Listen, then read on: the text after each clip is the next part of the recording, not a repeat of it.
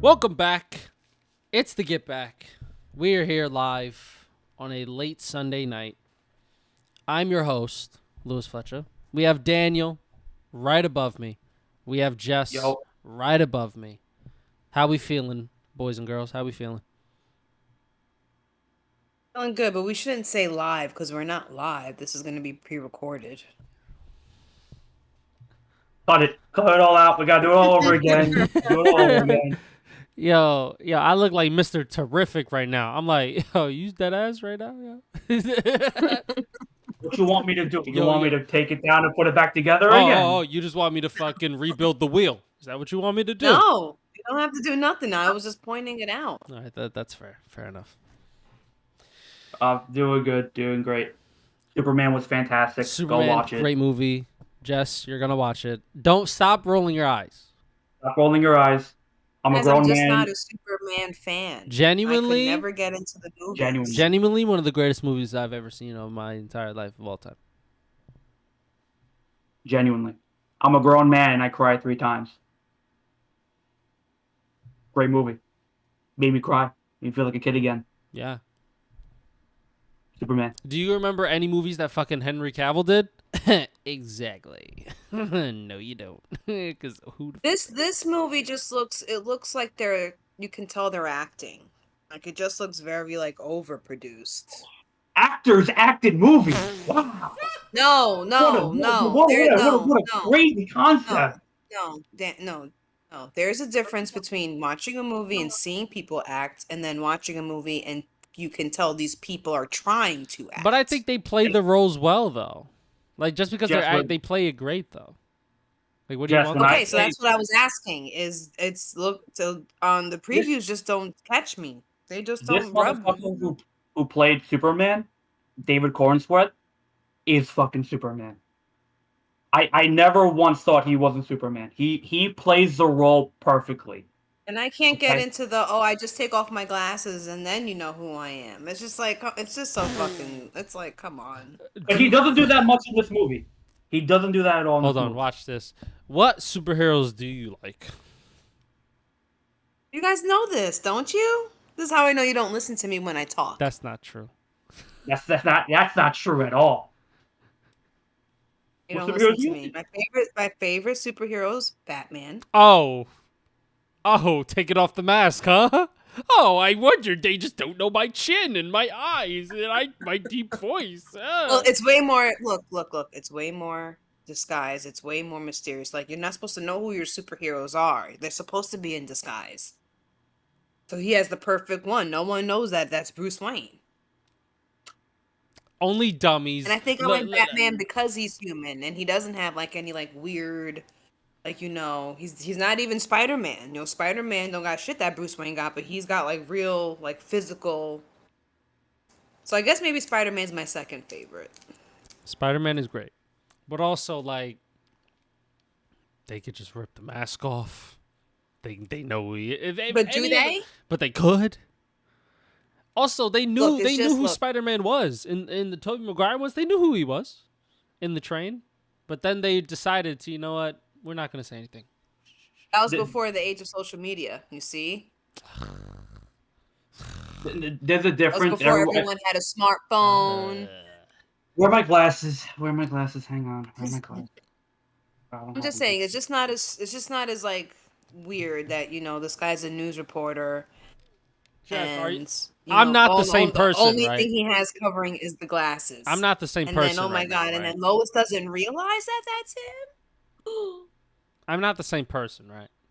I'm different. So please stop. You know what I mean? I'm different, obviously, but they said it in the movie, and I'm gonna spoil it for you. That it kind of like changes his. No, stop. What is he supposed to be?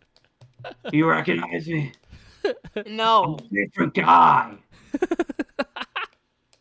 But Jess, I truly believe if you actually watch the film instead of just prejudging it, you'll like it. Like you are extremely prejudging it. I prejudged it. I didn't want to prejudge it. I did as well.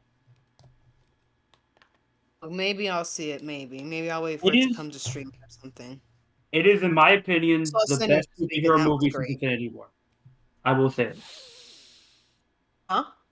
In my opinion, it's the best superhero movie since Infinity War.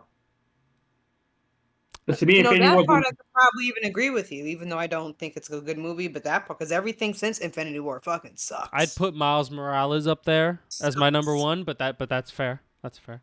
Superman, that's fair.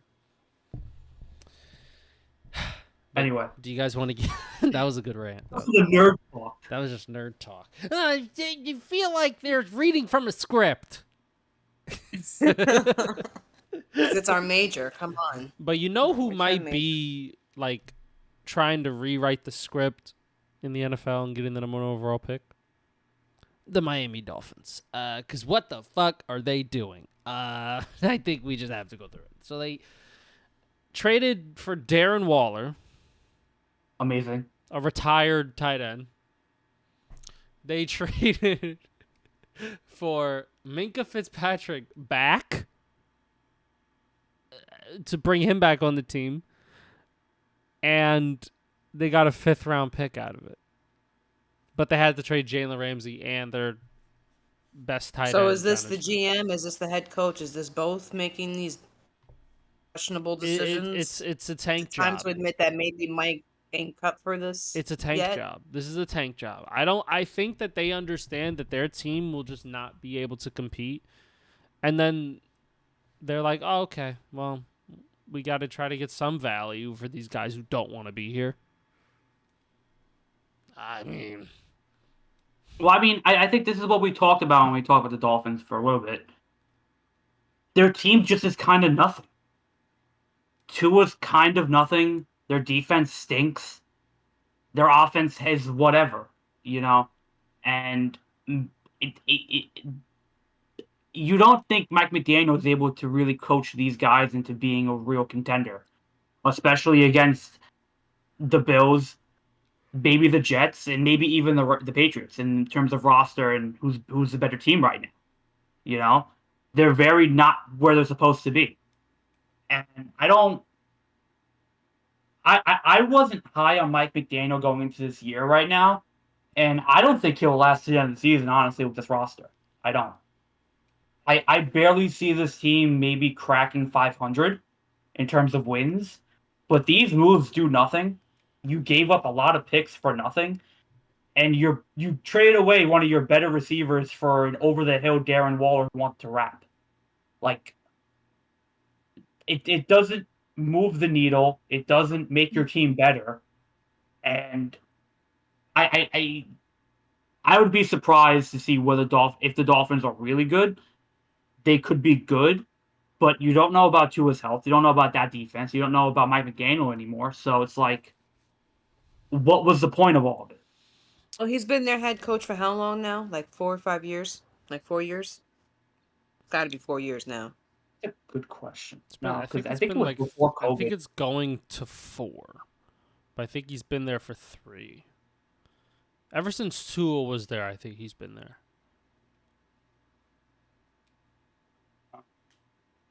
Oh, I mean,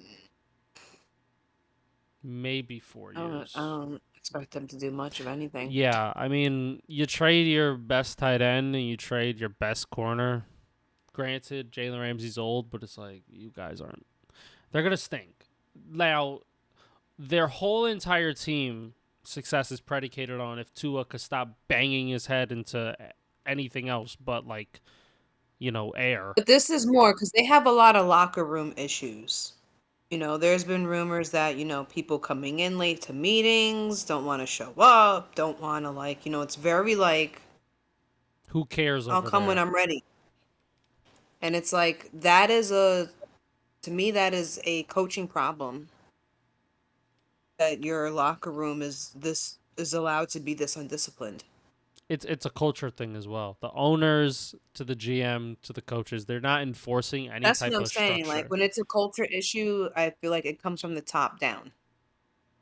So I feel like the players are there's a saying like attitude is a reflection of leadership or leadership is something like that, but they're like this because they're just reflecting of what it is there that I'm not going to get on you if you're a little bit late. We're all late, bro. It's all right. You know, you don't hear this happening in like franchises who are like true contenders for like championships. Like I don't think franchises like the Chiefs or like the like the Eagles, you think you can just like walk in there anytime you want?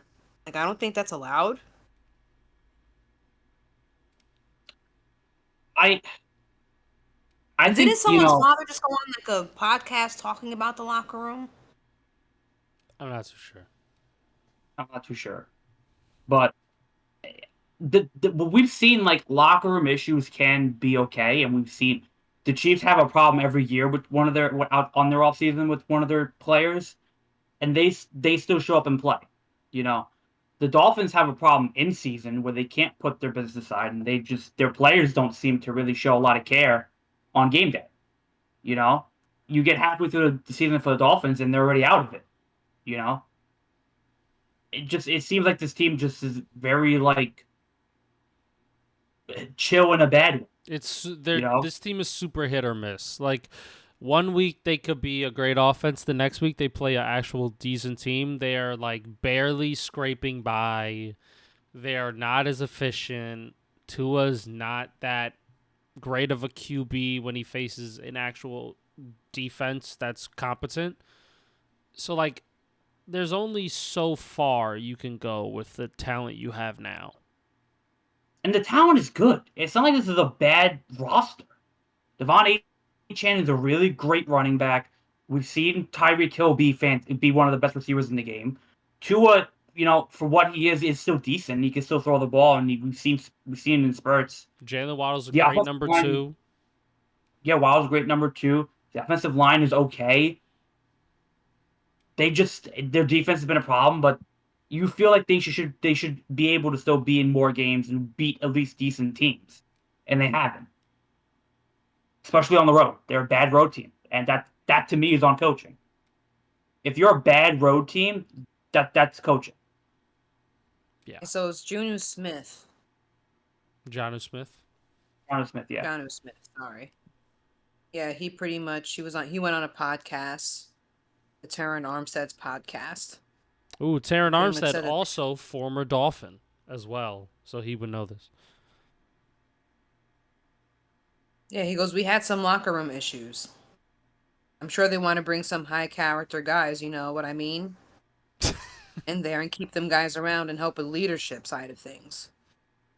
So If when your locker room stinks, you can't do shit. No matter the talent you have on there. Mike McDaniel's gonna get fired, and he's gonna go back. What team was he on previously? Was he on the Shanahan team? Was he on the Niners? Not gonna collect everything like the fucking Thanos. Just gonna get all his coaches back. Where was Mike McDaniel? I think was he on the Patriots? No shot. He was on the Patriots. No, No, I think he was I on think the on the other Niners. one. You're right. I think on the other one. Josh McDaniel. Yeah, there you go. Yeah, Josh. That guy sucks. That guy's an awful. No, this guy was on the Niners, wasn't he? Yeah, Mike McDaniel. He's gonna go back to the Niners. I will say, because we were talking about this a little bit before. So he came on in 2022. That's when he started. And then he signed a 3-year extension this year to keep him there till 2028. And he was in San Francisco before. He was the offensive coordinator. I think if they have zero improvement, then they probably could just screw that contract and just like fire him now or next season. But as long as Miami shows that like when they actually do start playing and that they actually look competitive and competent, even if they are losing, they're not gonna fire him. It'll be interesting because They'll give him like another. Sure. Like when I look at the Dolphins, I don't get excited. Like a couple years ago, we were getting real excited, but then we realized, oh, this team always lose to teams that are good, and like not even teams that they can't beat. Right? We think that they can compete with these teams until you realize that they just don't have enough juice. and then they smoke the 2-10 Raiders or something, and then we're like, this offense is really elite. Like, no, it's fine. Obviously, Tyreek Hill's a menace, and Jaylen Waddle's great. But when you can't do it against actual good comp, is it really that good? No. So Mike McDaniel, for me, if they are like awful by midseason, he'll just get fired. What's the record? What's the record that's like the final straw? They'll have like 2 wins by like week 10 or something. They'll be like 2-8. They gotta have more than 2 wins. I don't know if they could do that bad. They're not that. They're like okay. Like, you know what we should do? Well, I don't think they'll get more than like. You know what I'm gonna say, Lewis? You know what I'm gonna say? We should look at their schedule. Let's look at their schedule. All right, 2025. All right, they play the Colts.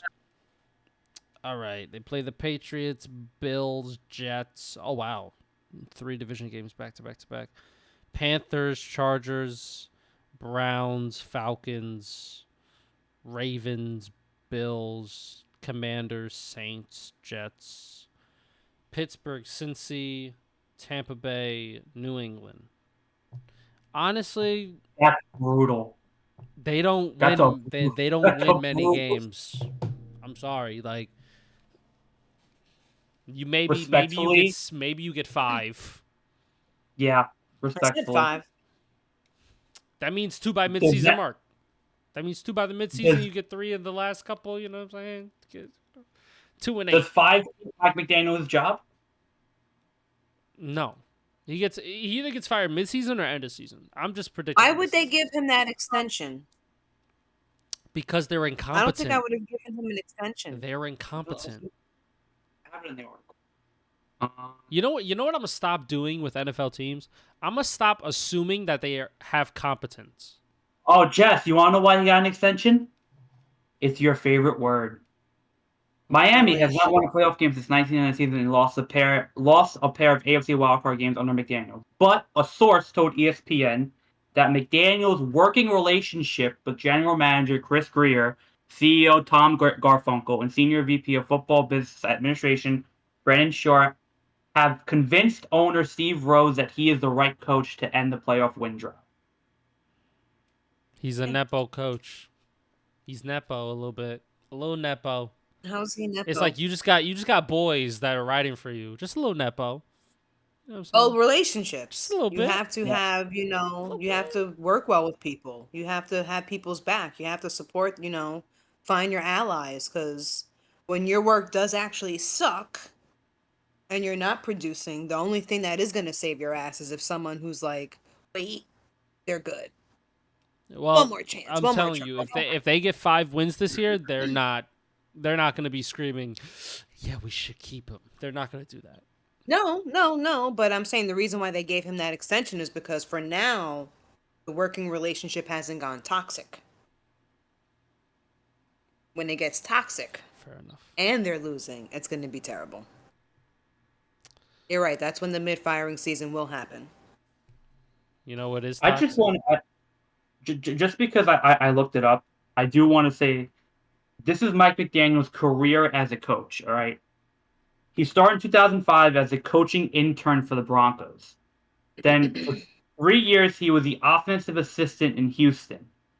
Then he went to the California Redwoods and the Sacramento Mountain Lions as a running back coach for a year. Then he went to the Redskins for 2 years. For 3 years. He was the offensive assistant and the wide receiver coach. Then he went to the Browns 2014 to be a wide receiver coach. Then he went 2 years with Atlanta to be an offensive assistant in Atlanta. Then in 2027, for 3 years, he was the San Francisco 49ers running game coordinator. Got promoted to offensive coordinator in 2021, and then got the Miami head coaching job in 2022. It's not a big resume for Mike McDaniel. He got a job very early on. He spent 1 year as a coordinator and then got the head coaching job in Miami. He spent all those years with Kyle. He went to all those places he was at. Yep. relationship. Him and Kyle, they love each other. I wouldn't be surprised if he's just like, hey man, come on back. Brock's not doing too good. Come on back. You want to come You back? want, but look, he didn't. I don't know. Does he? Do you want to go back to? I mean, does he have to go back to the Niners? Do you want to Maybe bring him he's just a back? glorified coordinator. There are some guys who just can't get it done as a coach. You're just a coordinator, and that's okay. The people peak as an OC or DC. You know. But you know what? But yeah, I'm sure he'll probably just go right back to his boys, Do you want to know something his real boys. that is toxic though? Uh, Quinshawn Jenkins, the rookie for the Browns, star running back, by the way. He went to Ohio State, won an Natty. Domestic violence charge. Something about these NFL athletes and doing just acts of violence. It always gets me because I'm like it's very common.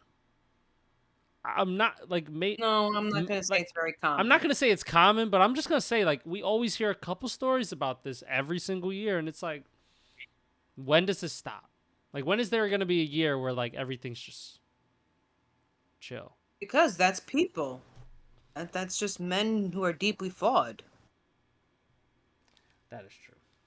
You know, football players, you hear it more about in football than maybe like basketball. I mean, football, you're already the level of aggression inside of you as a person to play football is higher than someone who like an athlete that doesn't play football. So it's like I'm not real. I mean, is it that shocking that even off the field they're being aggressive towards others? Like that's what I'm saying. Like their aggression is just higher. Would you say their Their aggression is just testosterone is higher. very high? The testosterone.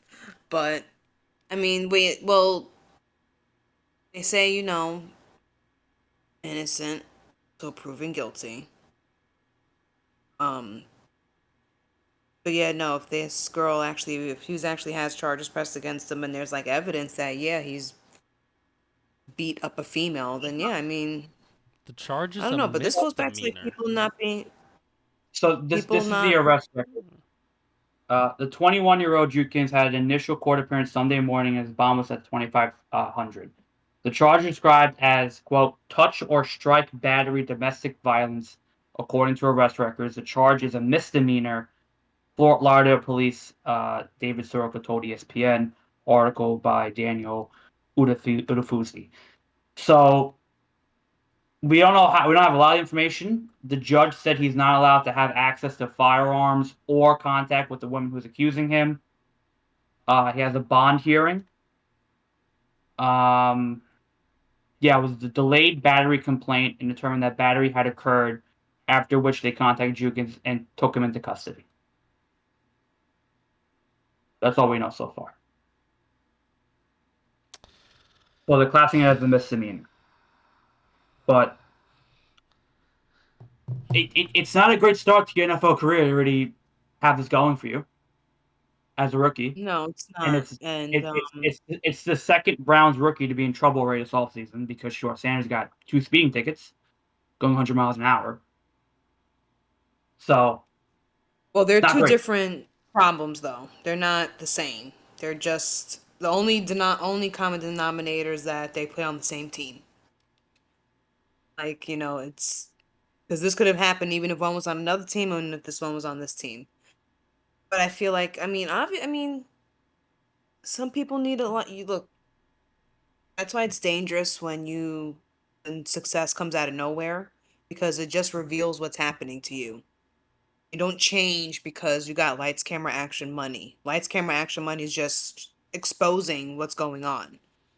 So if you're in a relationship where you're putting your hands on your partner, you need to have some serious like therapy going on.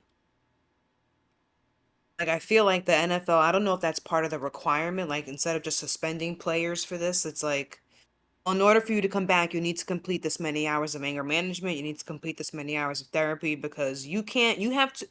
You're right. You are too young to be throwing out your NFL career because you can't keep your hands to yourself. You have to make a decision. Not be able to control myself or lose everything. Like, keep my promise in my future or just continue to be a knucklehead because I can. Like, you have to make a light. Like, this is. You can easily lose everything like that. And I don't know if being a woman beater is, worth you fucking losing everything. So, yeah, he should probably go to therapy and Well, figure out why are you smacking your girlfriend or whoever this person is. I think to a degree, in a much more serious degree, this goes back to what Lou was talking about, years ago when we had the John Ryan situation when he was involved with all his problems, and that players just they don't get punished. They think they're entitled to the world sometimes, and when you're young, you're stupid, and you don't learn, and you don't get taught valuable life lessons because you're a superstar. You know, not every only a select few of really good NFL players get out of college. It's a very rare sport to get into and a very small community to be in. You got to know how to act and you got to know how to be just a normal person. Most of them don't because they've been shoved in the limelight for so long that they feel untouchable. Some of them feel like, they are on top of the mountain. Nobody can hurt them until you get the NFL and shit Yeah, gets but some real. of them have like real issues. You need to figure out, like, because not everyone is smacking their boyfriend or girlfriend. So why are you Yep. smacking? Yeah. So it's like, yeah, you need like they need help. Like you need help. You shouldn't be coddled. Like, no, he should be suspended. He's already got charged. You're a rookie. You're on a 90-day probation period, bro. You just can't be fucking up out here. Like, why? Like, I don't get it. Like, I don't know. But I hope that, this is the last time because you want him to have a successful future, not just like career wise, but personal. You don't want to be known as that. And you got to be a better person than that. And you can change, he's very young, so change can happen. This is not someone who's living 50 years smacking his wife and now he needs to change. No. You're a fucking baby. You can change. It just Yeah. for me, whenever I see these charges now, it's like, damn, another one, another domestic thing. Oh, another car crash. Like I feel like there's like, at least when I'm seeing it in the news and as a fan, I'm like, damn, this kind of is happening a lot.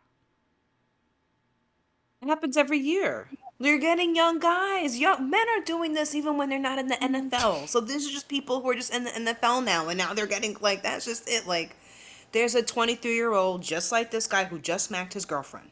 She may or may not call the cops. But you guess what? He's not an NFL player, so it ain't shit he got to lose. So it's like, there's a 21-year-old right now speeding with his friends. He's not meaning to hurt anyone, but he's out there speeding. So I mean, these people are just getting caught, and yeah, you're gonna have you just have to you have big cameras on you, big cameras. So You got to have a sense of awareness of what you're doing now. but maybe that's why NIL will be good because NIL is going to force them to grow up. Mm. Because now the way you can get your money, you can lose your money. Athletes still lose endorsements all the time for doing crazy shit. So I feel I, like I I want to think it'll help. slightly disagree with you on that because I think NIL might a not encourage, but there'll be a Listen, sense it's of gonna bring out the worst already. but like the thing with NIL is that you're giving so much money to a kid who's already still so young. Like I get like he's 21 and he's making a lot of money as a rookie in the NFL. Jenkins is, but there's a kid right now who's 19 who's making almost more as the same amount as Jenkins at 19 years old. Like Yeah, it's he's still. you're giving a lot of power to such a young kid this early on. Yes, but the thing is that, you have no choice but to sink or swim in it. Learn how to handle your business or not. That's the cream that's gonna rise to the top. The people who can handle the pressure, the people who were like, okay, no, I am making moves. I'm not gonna be this stupid. I'm gonna be about my business. I'm going to stay focused. I'm going to be disciplined. I'm going to check who's around.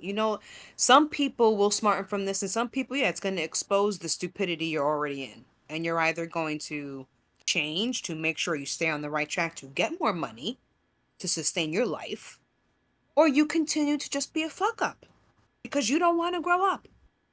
Someone else is behind you, and they're going to do perfectly fine with the shit that's going to be on their plate. So, yeah, you're definitely with NIL, you're definitely going to get a lot more kids doing dumb things, but the smart ones are going to prevail and they're going to have a long lasting career.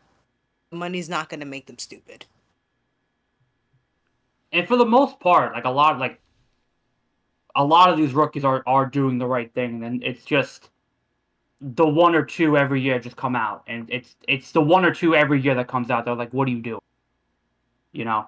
Yeah, you have to remember the rest of the league who isn't breaking the law. The rest of the league who does care about their career, who do care about their families, their reputations, their legacies, trying to keep it because they may not always play football.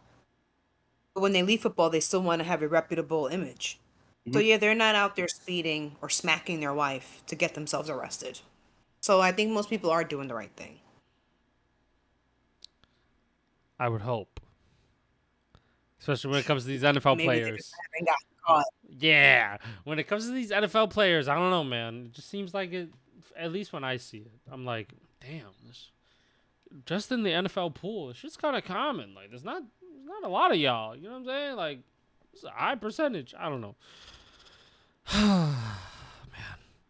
I feel like when you hear about other sports, their crimes are fewer, but they're more extreme. Yeah, right. Like, Like baseball players, there's murders. I feel like people are always dying in baseball. and there's like real betting scandals where it's like $40 million involved in this thing. Yeah, You got the it's government involved. I mean, You got steroids, like the kind of needle, like that old jug kind of needle. you got players Yeah, on don't you think that's painkillers. funny that the MLB got caught with the steroids out of all the sports and not like the 500-pound NFL lineman? Like, it's I think they got caught up in the they steroid how problem. Wow. often do NFL players get tested then? I did like maybe I don't know a couple of times a year at But least. also 4 And once games another out of 17, that's a lot. It's a lot of games. So there's a harsher yeah. penalty. They're like, maybe not. Maybe I won't do this coke or whatever. Maybe I won't take this drug that Well, would be that's great. another thing because their contracts are not guaranteed, so you can't afford to miss any games. But if you're an MLB player and there's 162 games and your contract's guaranteed, oh, they suspend me for 10. Okay, still getting paid, Yeah. still getting paid, and the fine ain't shit. I made that with my endorsement check with Nike. Like, here, take it. Oh, I hit more home runs and the lingering effects are still going to be in my body. Let's go. So I'm a better player overall. I win. Ooh, I won't be a Hall of Famer. So what? I made $500 million in a day. I don't Yeah, care. right? Like, I feel like baseball players, like, it's so hard to be a Hall of Famer. I feel like they don't care about it as much. Maybe that's just a feeling I get. Like, I don't see anybody being like, yeah, like, Well, I can't wait to get 65% of that vote and have to do it all over again. And then I got to get 65, and then I'm do it all over again. Right? Like, I think players are more accepting on who's in the Hall of Fame and who's not because you really had to be a great player to be a Hall of Famer in MLB, and people know like, all right, yeah, I probably wasn't the best player in the world. I'm probably not getting in. You know, I wasn't better than him. So I think because it's so selective, they're more accepting of whether or not they get in or not. yeah, and You know, there's a fucking ton of like really good players, and they're just not even scratching it. It's like, damn. yep. It's like these motherfuckers were really good at what they did and not even a sniff. Maybe you get like 10% of the vote. It's like, ah, shit. Like, okay. Guess I'm not that great. But you Uh, know who could be a Hall of Famer? Eli Manning. he had a chance to buy the Jets. By what is Giants. The Jets? Oh, excuse me, the Giants. Excuse me. I was thinking of the better New York team. Excuse me. But he had a chance to buy up to 10% of the stake in the team, and he said, "Fuck no." One, because he was like, "This shit is mad expensive. I can't pay that all by myself. What do they think You I would have to am?" get like a group of investors. You know how much 10% is of fucking the New York Giants? That shit is, Let me see. and they may want cash.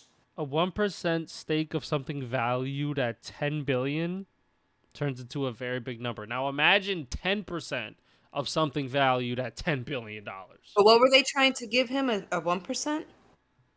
No, he was just he was just saying an example.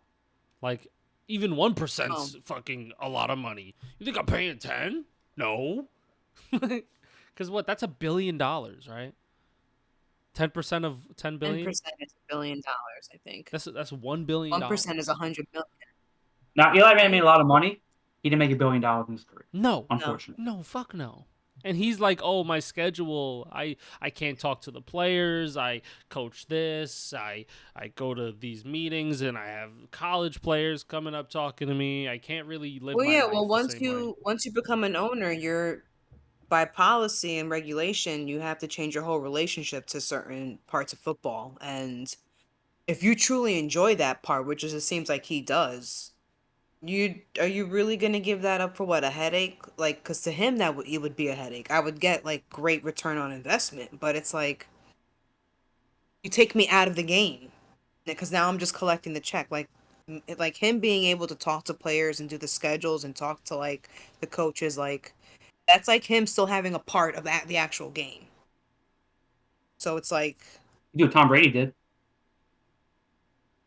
Just be an announcer. Tom Brady's a little bit different. He's nowhere near, I think, as like level like Eli Manning. That like you don't see Tom Brady like that. It's different. He's not the same. It's different. And Tom Brady made a lot more money in like endorsements and in business than Eli Manning did. So, and Tom Brady wants to be the boss. He wants to fucking run shit. So, Tom Brady has a conqueror's mentality. there you go. Eli Manning. Called. Okay. Eli Manning has like a guys, I'm 45 mentality. He's like, I'm chilling. I've done my career. I worked union. I'm part of football royalty. I get my pension. I can go have fun with my children. I can do things on the side. And I could just relax at home. I don't have to really go anywhere crazy. I can have a personal driver if I want to. Like, I get my groceries delivered. Like, I don't He do doesn't want to be much. bothered. He's happy. He's content. Yes. Tom Brady wants to still be involved in football, but in a real like I impact the actual game way. Meaning we'll get this person on there, we'll get this person on the staff, fire this coach, hire this coach, like Draft this player, scout this this 10% guy, do is the all of it. fakest Yeah. shit. The 10% is the fakest shit. He's gonna be running the Raiders. Like without a doubt. Yeah. So what he's Without a running the doubt. Raiders. Like, they consulted They're him gonna and lean they on were him like, so much. "Hey Tom, Carroll wanted do you to want play. Pete Carroll?" He would probably like, "Oh man, listen, I have a whole book on why Pete Carroll should be regular." Like Tom Brady is that level of crazy, because in football he was this crazy, and now it's still football. It's just at a different capacity. You don't think he's gonna be crazy about it? Fuck no, he's gonna be super crazy. He's gonna be nerding out about like the finances of the team. Like I promise you, he's gonna have a Yeah, whole and he spreadsheet. doesn't care that he's like has conflict of interest because he didn't drop his broadcasting job, and that's what Eli Manning was talking about. I would have to stop broadcasting. I'd have to stop talking about certain things in public. And Tom Brady's like, yeah, fuck that. I'm still keeping my job at Fox. I'm still gonna do the interviews. I'm the fucking GOAT. 7 rings. Suck chode. Like, that's literally what he's doing. And I feel like, you know what, when you have 7 Super Bowls, you can probably do that. Because you have something no one else has done. Yeah. And that's just a privilege you get. And- Is saying I'm gonna do shit my way. And Fox will keep you on because they can always say, we have the GOAT. on our fucking broadcasting network. Not you. Not CBS. No. We got him on Fox. He's our guy. I just want to find the first owner to be like, but Tom's doing broadcasting, and Goodell just slaps that owner in the face, being like, he's a fucking goat. You don't fucking Batman and you shut the fuck up. Yeah, He's he allowed. can do whatever he wants. He just can't do Raiders games, and that's it. Which, if the Raiders make the Super Bowl, sorry, not going to be able to do that shit. Or if they make the playoffs, can't really do that. But also, they are in the AFC, so I'll go to CBS anyway, so doesn't matter. No, Super Bowl is predetermined every year. I think it changes every year. Does it? I think it alternates between Fox and CBS. Yeah, it doesn't stay. Well, the Raiders ain't it's making no this fucking Super Bowl. I'm going to tell you that much. Fox this year? It was on Fox last year, right? It's on every network, I feel. No? No, it's on either Fox or CBS. They fight over that. All right, it was Fox last year. I remember that. Yeah. If it was Fox last year, it'd be CBS this year. Okay, fair enough. I'll take it. ESPN's never going to have it, and NBC's never going to have it. I mean, it might be on NBC. Ooh, That's what I'm saying. I think 'cause that was part of their deal that they would include them in like the Super Bowl run, right? When Is did it Google just this? play? Let's see. you probably Does Google NBC it. have a show at the Super Bowl? I think it's NBC this year has the Super Bowl. I think I remember seeing that. Think. It's possible. For TV, it was on Fox. But who has it this year? Super Bowl. I think it's 60, right? Super Bowl 60. Just put 2026. Super Bowl 60. Where to? Is it 60? Damn. Yeah, that's a lot. Yeah, it would be on NBC. NBC. Streamed on Peacock. Yeah. There you go. Oh, all right.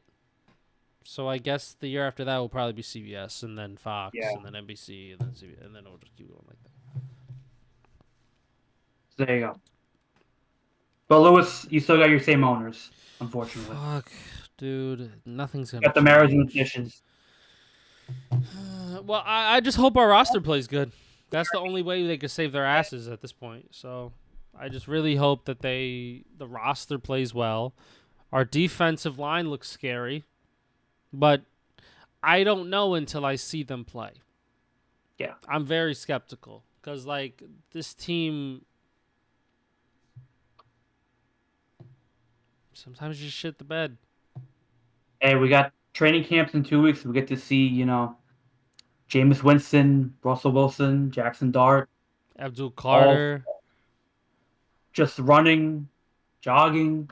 Maybe they'll catch the team throwing some balls for 20 seconds. Doing some band work on the sideline with a trainer. Yeah. Like, you know what I mean? Like, really just of Dayball and Wilson talking. Oh my God! Gonna hold his helmet like right here. Be like, yeah, for sure. They're gonna be holding the jerseys like this. Yeah.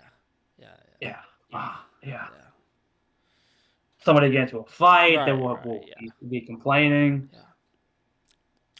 Chewing on some gum. Chewing some gum, always. Just chomping. Nah, see, when he cutting, you gotta come down, right? You see? Because when he make that move, that shimmy move, you gotta come down on him like that. Yeah. All right? Now, give me 20 pushes right now. Yeah, give me 20 pushes right now. I got you. Up. That's dead what they be doing, son.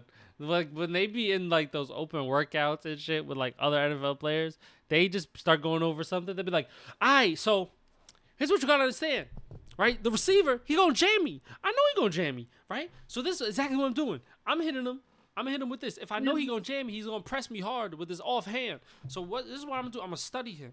I'm going to see how he writes in the media. So I'm going to practice that. I'm going to study that. And I'm just going to go, I'm going to hit them with the But you see, it's a subtle It's not as a big It's a subtle It's a You know what I'm saying? Listen. When I played him last year, he went and then he hit me with the and I was confused. But you see, I'm gonna be honest. On some reps, you'll get confused on that. But you gotta stay disciplined now. You gotta follow your tells, right? You gotta know. It just be nonsense. I swear to God, it just be nonsense. So and they be telling even in like after the game, they're like, yeah, all right, yeah. Can I just work on this little thing with you for like 30 seconds and pretend like I understand everything you just told me? Yeah, for sure. All right. So you see, when I'm coming up, when I'm getting in there, when I'm getting fucking skinny in there, right? You gotta get low. You gotta get low and drive. Low and drive. Here now, go on me. All right. No, a little low, a little low. Low and drive. There you go. That's it. What are you talking about? That's it. Right there. Low and drive. The next 2 weeks of training camp. Hey, good work, kid. Good work. Hey, Yeah, you gonna good be work. something good. You Work. gonna be something good. You gonna be something special, kid. Don't worry. Appreciate you, bro. Yeah, Appreciate you, bro. You are. Hey, Appreciate you, bro. you want my Love you. jersey? You Much love. want my jersey? Yeah, I got you. Yeah, we got you. We got you. That's how they be. Just that's gonna be training camp for the next 2 weeks. It's gonna be great. All videos of that. Of them just exchanging jerseys. Exchanging jerseys, fist fights. You get like a 5-minute B-roll of like the starting quarterback just like walking and like talking and drinking Gatorade and just Good today, guys. We're gonna be good today. yeah. It's gonna be a good day today.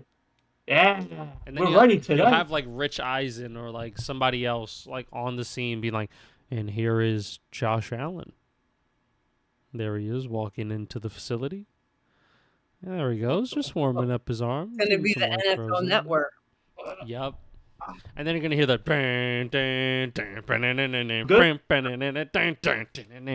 and we're gonna be back with the Ravens. Like, who cares? Like, who gives a fuck? But like, you know what? The NFL knows what they're doing because they're monetizing it, and we're watching. We love that shit. Secretly, love that shit. You can do that when your actual product is very limited. So when you only have 17 games, your fans they don't care that it's fluff. They'll take it. The fluff is the like, real thing at this point. Yeah, it gets you closer. You can amp it up now with betting and fantasy, and they made it into an event. They took every aspect of their fucking structure and made it to like a show. The draft, the combine. Now they're doing like, a few years ago they started this like where you do the whole training camp at every friggin' team.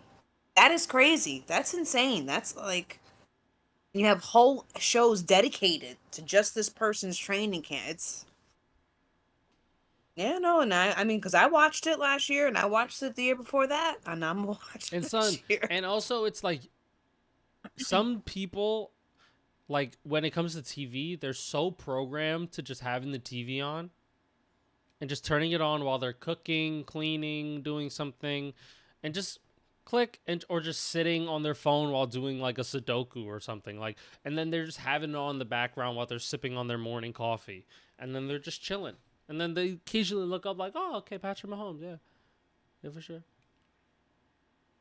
Oh, okay, Lamar Jackson, all right. Well, that's what it's for. It's for Bryce Young. Look at that. Okay, I hope he gets good. There you go. It's the background noise plants in your subconscious. So now by the time when September rolls around, you're ready and you don't realize you've downloaded all this extra information that you just, because you're not actually paying attention to everything. It's on television and you're like doing other things in your space. But then, by the time the season comes, you're like, oh yeah, no, I remember they said that. Oh yeah, no. Well, I know who picked my fantasy because I saw this during training camp. So it's like, it's good stuff, NFL. Whoever's doing their marketing, whoever's doing their like media blitz, like how do we profit when we're not even playing? That person, is it Roger Goodell? Is he the one coming up with all these ideas? Give that man another raise. If it's media, it's all NFL Network. You know what? It's all NFL Network and the NFLPA for allowing access. That's what it is. Because the team has to allow media access into the training camp to do it. Well, yeah, I mean, when the owners realize this can equate to more money, and now, you can go watch your training camp, like when they have these scrimmages, not even when they're actually like pre-games. These are scrimmages they're having. You can buy tickets as a fan and just sit there and watch. You may never be able to buy an actual football ticket to like an actual real game, but you can afford the training camp ticket. We should do that one day. So, We should so go to they the make training it camp. very accessible to the fan, even though it's expensive. They still find ways like, okay, you may not go to a playoff game, but go to the draft. It's in this city. It's not an expensive city this year. You can find lodging. You can get you can make it. Yeah, it's in Green Bay. They found a way to make it happen. They found a They did way. find a way.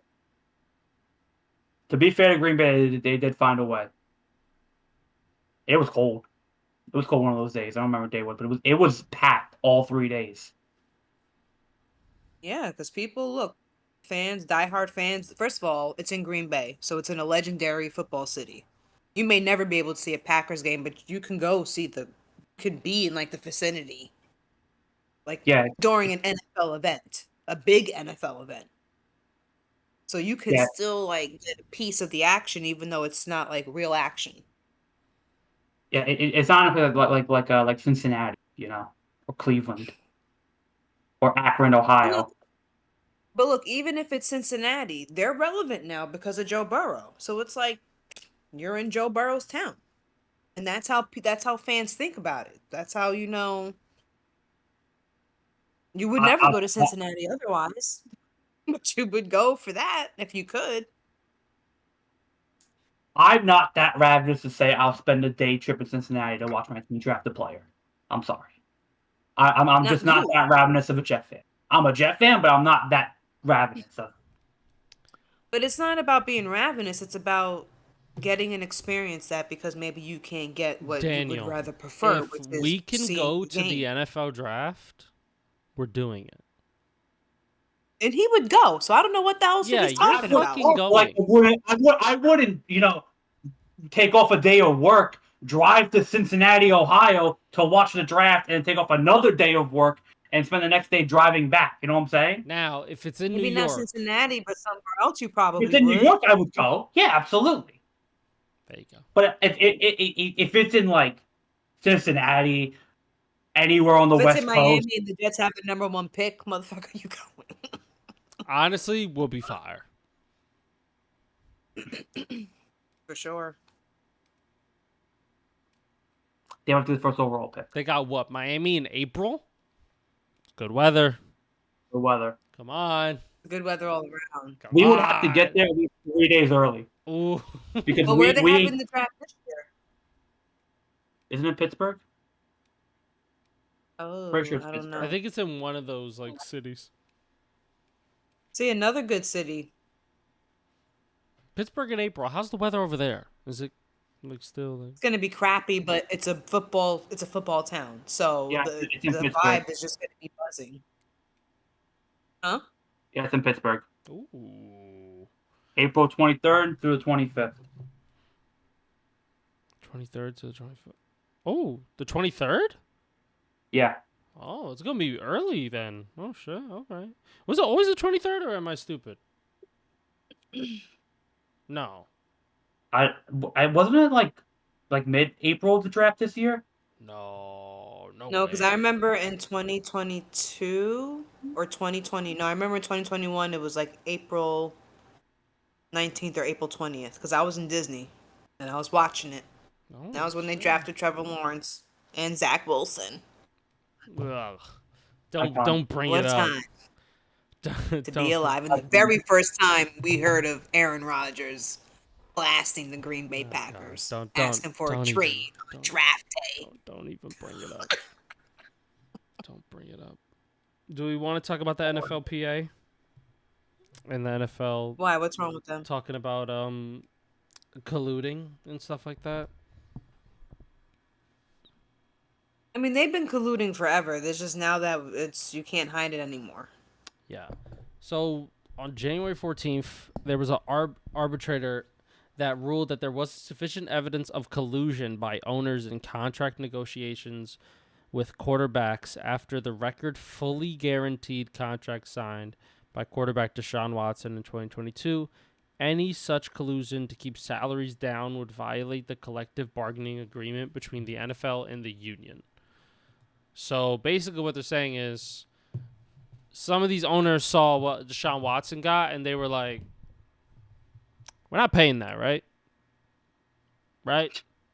Right? I mean, who's paying that? Come on. Come on, guys. But, like, there had to be some talks where they're like, guys, we're not giving them fully guaranteed, right? Come on. Come on. We're not giving them nothing. We're not giving nobody fully guaranteed. Ain't nobody fucking doing that shit. And there's not, like, I mean, Deshaun Watson's case is, like, the big outlier because it's so much money and it's fully guaranteed. That's the thing. So now players are going to be like, well, I'm better than Deshaun Watson, so I need that too. And then the owners are thinking, ha, I'm not dumb. I'm not going to do that. Yeah. You know what I'm saying? So it's kind of tough. Unless you're putting up some serious numbers. That's the point. It hasn't changed them from getting paid. How many quarterbacks would you give? How many quarterbacks would you give fully guaranteed money to? There's maybe 5. Maybe. But Trevor Lawrence got paid. That's what I'm saying. If you're not part of that 5, you're not getting that. But they did. No, but they don't get the fully guaranteed though. They don't get fully guaranteed. They got a lot of money though. Yeah. A lot of money ain't fully guaranteed. But they got Deshaun Watson money. A lot of money ain't fully guaranteed though.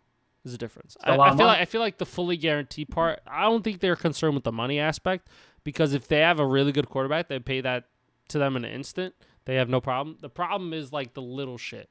Like how much guaranteed do you want? How much signing bonus do you want? How much per game? How much per incentives and all this? Right? They could just be like a number, like a tick off.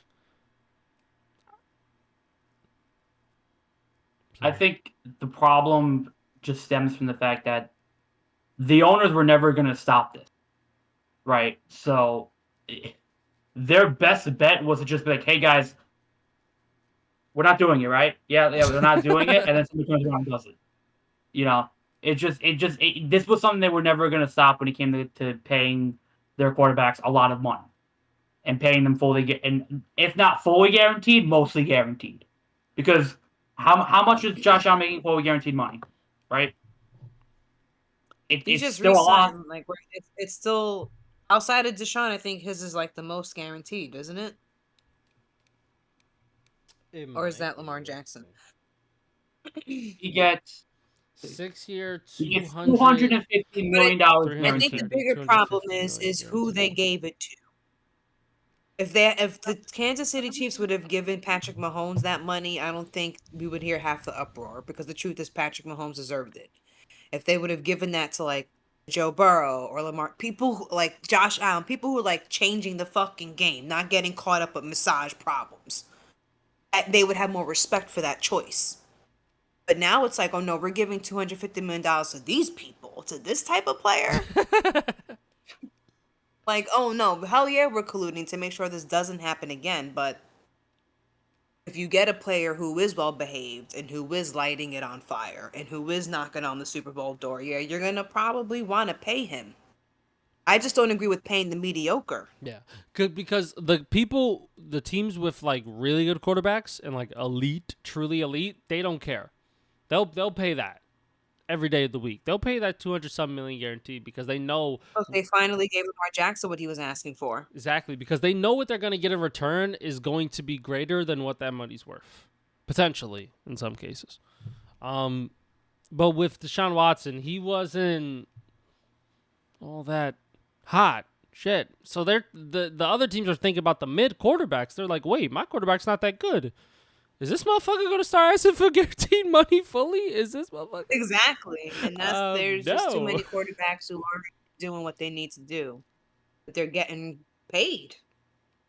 I mean, get paid. Shit, fuck it.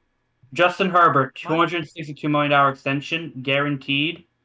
He's going to get 193 fully guaranteed. Trevor Lawrence, 5-year, 275, has $200 million in guaranteed. Kyler Murray, $160 million, has 103 fully guaranteed. But They're still getting paid. But the thing A lot about of it money guaranteed. is, but it's not But about we can getting agree paid Justin though. Herbert's better than the rest of the names you just said. Yeah. And now he's on the Chargers, got a better coach. His success is still a lot more. His future seems way more brighter than Trevor Lawrence and Kyler Murray right now. But that's the thing about this collusion. It's not about how much they're getting paid in like total. It's just about the fully guaranteed. That's the only reason why they would even think about colluding, which they probably did. If we're being honest, because fully guaranteeing a contract, it's not like the 3 years, $84 million for Kirk Cousins.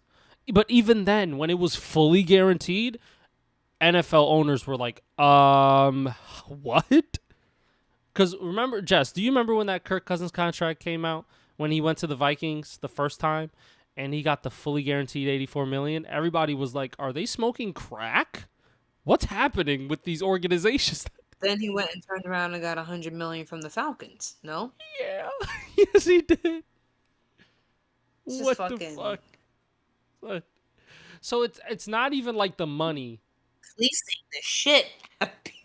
They're only concerned about the money when you always are gonna get it. Not when like, maybe you'll get it, maybe you won't. No, if you're like guaranteed to get it, they're pissed. They're like, and all of it especially. They're like, well, no, thank you. You know who's not getting a lot of guaranteed money? I'm looking at it just like at it right now. Baker Mayfield only has $50 million guaranteed over 3 years, and he's probably a better quarterback than half the guys named before. If they make it to the playoffs again and he wins a playoff game, they're gonna redo that contract. Yes, they will. That's my guy. Contract. I'm telling you guys, Baker And I think Mayfield. they will make it to the playoffs. You just started the Glaze train, baby. Baker's my fucking guy. That's right. I don't know why, but okay. You don't know why? Because he was, in my opinion, he was the best quarterback with like Lamar Jackson coming out of that I get quarterback it. class. I get it, but it's just weird that this would be your guy. But he also brought the Browns to a playoff win. They haven't done that in fucking decades. And then the next season they basically threw him away like he was dirt garbage when he was playing with a torn labrum. That was a weird situation. But now we all know that wasn't him. Yeah, it wasn't because he was injured. I think he's been vindicated that whole mess was not him. Yes. Also, when you're playing with the Browns, you'll always like a little bit after you leave, you'll still have that little stench of shit. You know what I mean? Because it's the Browns. Like you're just gonna be coated in poop. Well, that's why he got lucky with going. Well, he went to the Panthers after that, right? He did, and the Panthers were awful. They were awful, but he got some of the stench out because it's still the Panthers, so he got a different stench. But then he got lucky with landing with the Rams for those few weeks because he kind of like you got like invited back to the cool kids table. It was Sean McVay, Matthew Stafford. You're like back in like a winning organization. So, like, you can get, like, some of, like, your mojo back. And, look, it worked out for him. And, look, he fucking landed in Tampa. And you can tell that. I feel like that's just going to be his place for a while. Yeah. And he was, like, people were thinking, like, when Tom Brady, like, officially retired, they're like, oh, who's going to be the quarterback for Tampa Bay? Baker Mayfield? He has to live up to Tom Brady's shoes? Oh, how can he even dare? And you know what? Yeah, I think he's fucking done a pretty decent job in Tampa Bay. Living up to his shoes. Like, he was on a 1-year deal, like a prove-it deal. Like, if you're shit, you're probably never going to get a starting job ever again. And then he proved that he was actually a competent, good quarterback, and they got paid. That's my guy right there, man. That's the real pick yourself up by the bootstraps. That's right. That's right, brother. That's my guy right there. Short king, too. He's like 5'11". Dak Prescott's making $231 million in guaranteed. Stupid money. $203 million? 131. Stupid money. Stupid money. It's just fucking stupid. Well, God, you know what? God bless them. I'm happy they're all getting paid. Fuck it. Tua's got Do you know how much Mooney's 167. getting paid? Tua's got Huh? 167 mil. Oh God. Yep, guaranteed. Fully guaranteed. Boy, Nick Bosa. do they want their money back. I'm gonna just tell you that right now. How about this one? San Fran is paying Brock Purdy $182 million guaranteed, and they're giving Nick Bosa $122 million guaranteed. That shit's crazy. That shit's But crazy. the 180 guaranteed, they supposedly structured it in a way where, and I don't really have to pay that. It benefits them. The contract like really worked out for the team instead of just like San they Fran can has get out of that.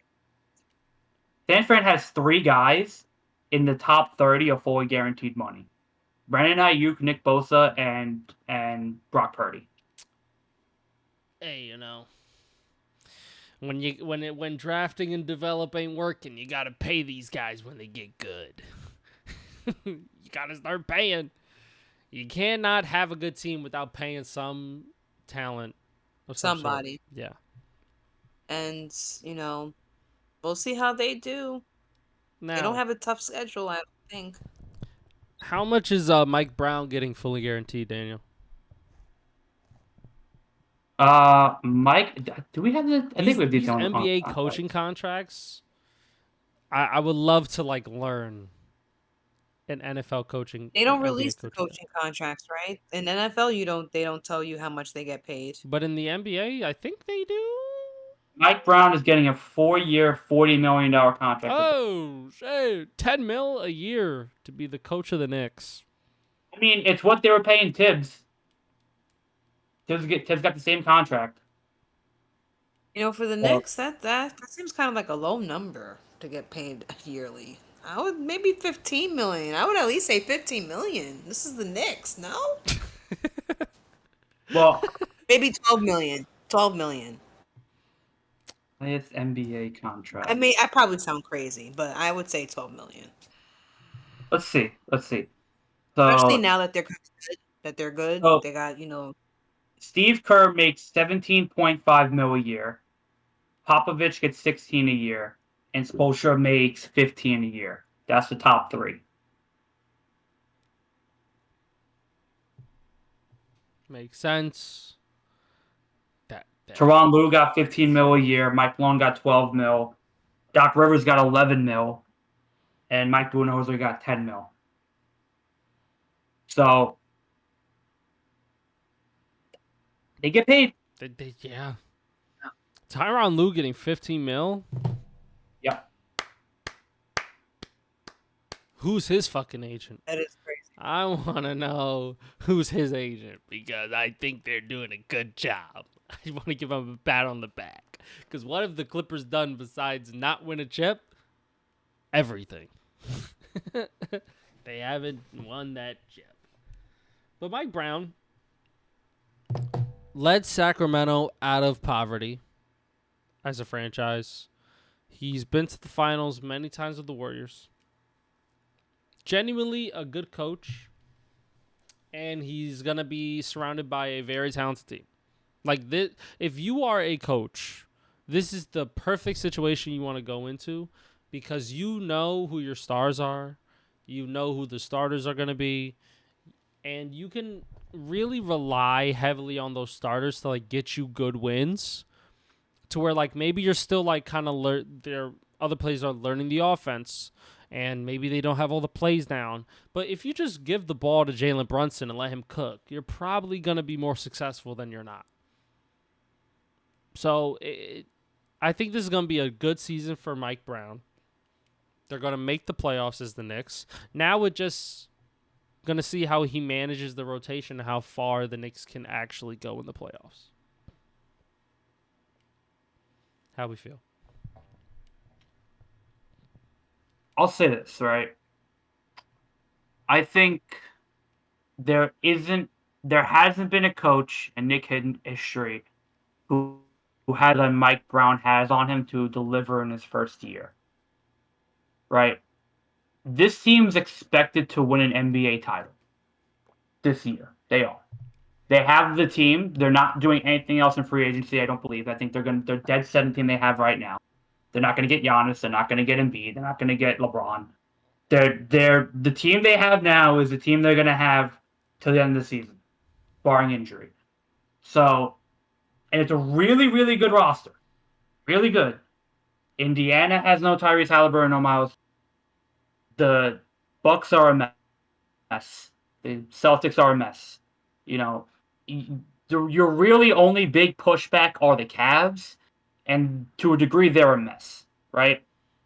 So this Knicks team is expected to have a monster regular season and have a monster postseason. There should be no way this team cannot make an Eastern Conference final, if not the final, right? That's the expectation. There hasn't been a Nick coach to have that expectation put on them in a long time. And Mike Brown's going to be expected to bring this team to that level right away. I will say, I don't hate the Mike Brown hire. I'm not in love with it. I do like his experience. I do like his ability to deal with superstars. I do like his ability that he's been in finals before. There's a lot going good on his resume. There's some bad, and the bad is pretty bad. But I do think that with this group and this type of play style and the way he plays, it will be a much improved rotation. It will be a better offensive scheme. And the defensive intensity will still be there. There are a lot of good things that Mike Brown does. But can he manage the expectation being put on him? That's going to be the big question. Because he is expected to get the team to an NBA final very soon. Within a year or two at least. That's a tough ask for your first year or two to do that. So his skills as a coach need to show out right away. There can't be anything really going drastically wrong throughout the regular season. You have to have that confidence to at least finish in the second seed. At least. Right? If this team is sitting 4th or 5th, something has gone drastically wrong. If they're 5th or 6th, or 6th or 7th, he's getting fired. Like, there should be no reason this team does not make a really deep run in the playoffs with the team they have right now if they're healthy. Right? So, what you got with Thibodeau, you knew what you were getting. You were getting a top seed, you were getting home court, and you were getting intense style of basketball and played decently well, but you knew the limitations that Tibbs had. If Mike Brown can surpass that limitation and make this team even better, and make this offense flow even better, because offense was a problem, and he's able to find the right rotational balance with offense and defense, which I think he can do, I think this team can go leaps and bounds of what they were last year. I think they were literally a coach away from winning that series against Indiana, and maybe, I don't know if they beat the Thunder, but I think they have a pretty good shot with a decent coach, right? Is Mike Brown the guy? I'm not convinced on that, but I'm willing to see it happen, and I'm willing to at least understand and watch and be like, okay, I think they can do it. I'm not there yet, but I'm not totally against it now. Yeah, I agree. And I also think, like, especially in this weak Eastern Conference for, like, at least the next year, you're going to have to take advantage of this, and you're going to have to be the team that is the one to be in the Eastern Conference, because the West is going to shake out however the West is going to shake out, but you have to win the East. If you don't win the East, it's automatic failure for this year. Automatic. And it's tough because Mike Brown's a new coach, new plays, but still the roster pretty much the damn same. Like, we're not looking at it from, like, a coaching perspective. We're like, oh, it's difficult to get all my players in line for 82 games. No, we're looking at you. These guys have been playing together for mad long. And you didn't subtract. You added to the talent on your team. And all of a sudden, we're not as good as we think we are? That's not cool. Now they think you're a terrible coach, but because you won 48 games instead of 60. Right? So, like, the expectations on Mike Brown, if I'm him, dude, it's like, if you don't win 55 plus games, like, people are looking at you like, yo, are you good? Even like as the Knicks organization, they'll take that any day of the week. But as a fan, you're like, man, they should be so much better than If that. if if, if this Knick team has 48 wins and they're healthy, there's a problem. There's a really bad problem, and it would have to boil down to coaching, because the fact that Tibbs was able to get more with relatively less shows that he wasn't the problem. It shows. So, look, I think expectations, I'm not going to say are unreasonable, because I do think this Knick team should be in the NBA Finals, or at least in the conference finals. I think they are capable of that. I think they have the team for that. I think they have the superstars for that and the team for it. If it's not, and they get bounced in the first, second round, it's a complete and utter failure. And the one person who's going to be held responsible is Mike Brown. At the end of the day, that's it. He maybe has, it's a 4-year contract. He maybe has a year or two. That's pretty much the timetable. He has a year or two to get this team to a final, and maybe 4 years to win it. This is the window. Like, the Knick window right now just shot open. This is the team they're going to do it with. They have all their players on their contract. They have all their big superstars. They have their coach. They have their lineup against the East is very favorable. They have their run to the final. It's right there for, they have the path forward. So it has to be now. And it's going to be judged within the first year or two. That's the reality. The window doesn't stay open for very long, but it is open now, and they have to take advantage of it. And Mike Brown has to be their coach to take them there, because they can't backpedal now. They can't go younger. They can't go relatively new idea guy. Mike Brown has to be the guy to at least inspire, create, and deliver all the expectations put on him. And it's a tough job. I'm not saying it's going to happen. I'm not saying it's an easy job. I'm not saying he should do it. But there is a level that he has to meet. And if he's not there within the first year, he's got to go. Yeah. And especially when you're probably not going to get Giannis, and you're not going to trade for a big superstar. You're not going to shake up the team. You know? No. This is the team you're doing it with. You know all the pieces. You know how they play. And now you just have to cater a decent game plan to beat these top teams. That's pretty much it. Yeah. Yeah. But Giannis doesn't want to play in New York. Giannis, I don't know what Milwaukee wants to do, right? I don't know what Giannis wants to do. Apparently he wants to stay now. But he didn't want to stay, a few months ago. You listen, Miles Turner's a needle mover. I don't know what you're talking about. You know?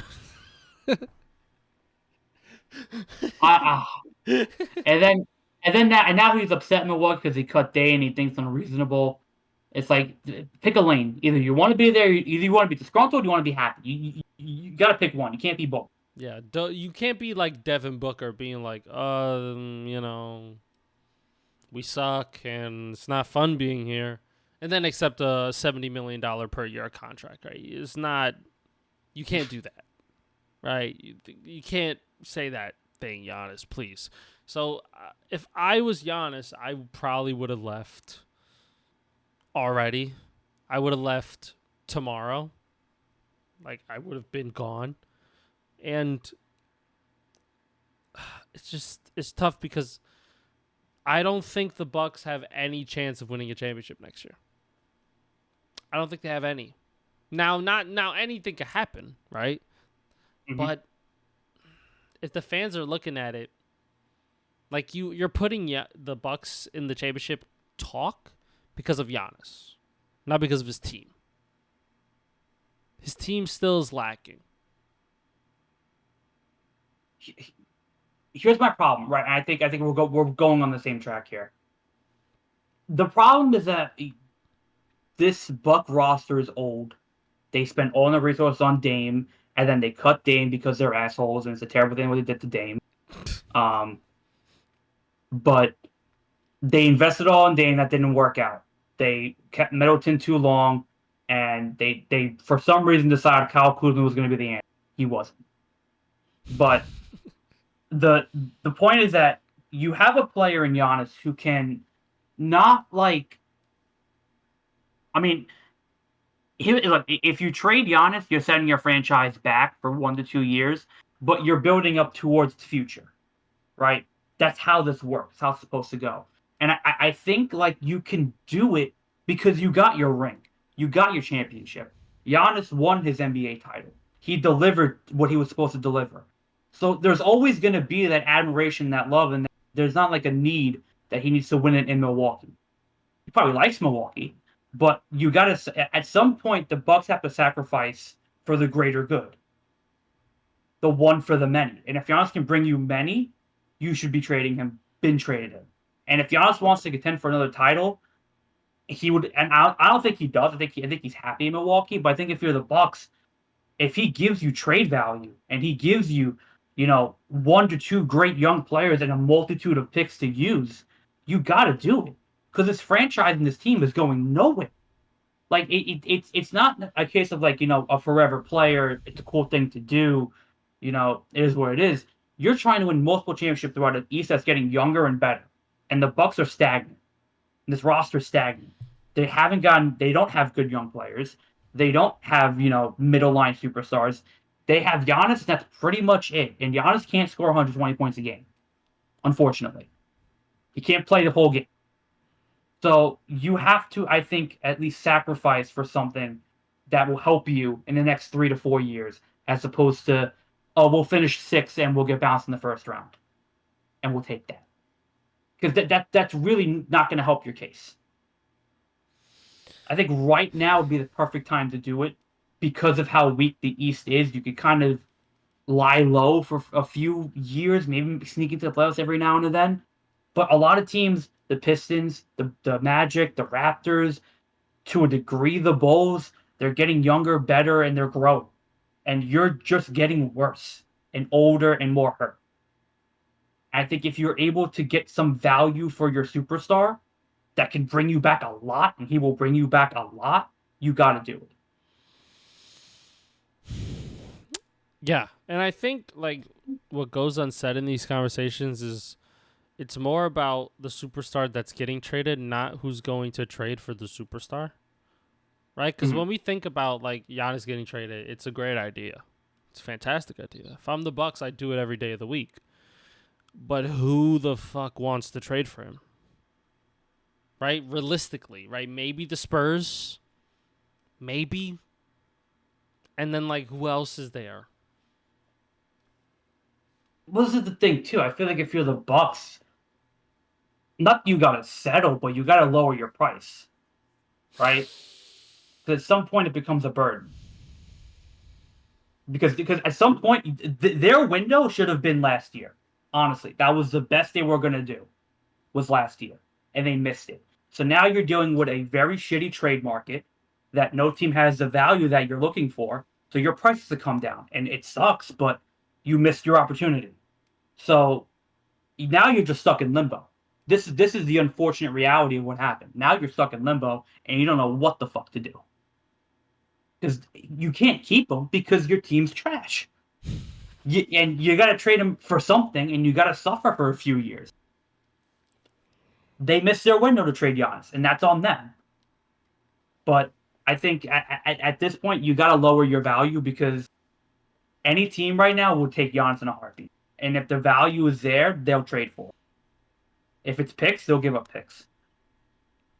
If it's a couple players, they'll give a couple players, Milwaukee would want the sun, the moon, the stars, Jupiter, Mars, and Venus. Maybe just ask for Mars and the stars, Yeah. Do you think the Lakers should do that with LeBron now? I mean, because now there's talks about him wanting to leave after he just signed his player option. See, Wow. Great job, LeBron. Great job for handicapping a franchise. Really good. Really sweet of you. you think LeBron's ring hunting for one more before he retires? Do you think that's it? Because the only way I see this really like being a legit trade rumor is that he wants to win one more ring before he retires. Because I don't know what he wants. Go back to Cleveland. Run the East.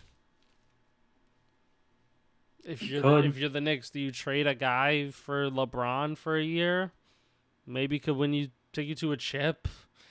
I don't. That This, doesn't this, sound enticing to me. Like none of this is hitting right now.